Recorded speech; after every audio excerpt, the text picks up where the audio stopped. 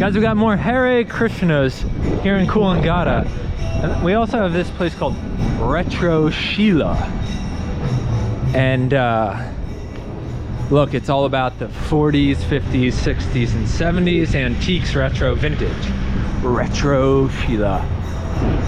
So there's a cultural element to that. There's this term called Sheila, and it means woman, or I guess chick, in Australian culture. And I love language, I love words, I love everything to do with culture, and that's why I travel, to understand it, to see it, to feel it, to experience it.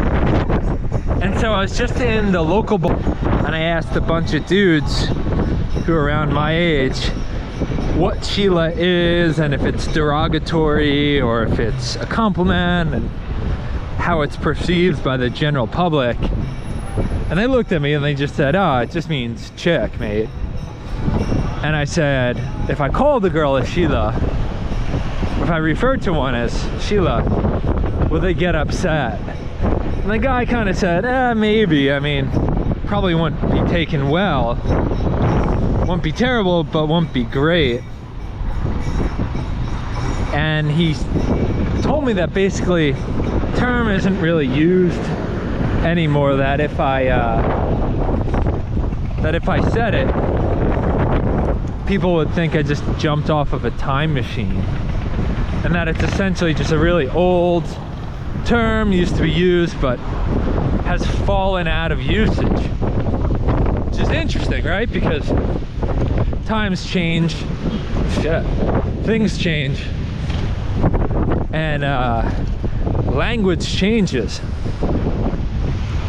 Words come into usage, but then they go, just like fads or trends. So something that's interesting is that language isn't constant. The words that we use today might go out of style and out of use tomorrow, and words that we don't really use today, other words may come in a style, like say internet.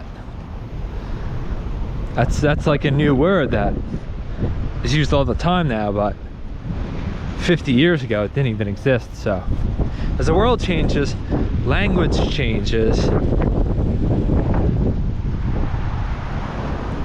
and I don't know what else to say beyond that. Huh.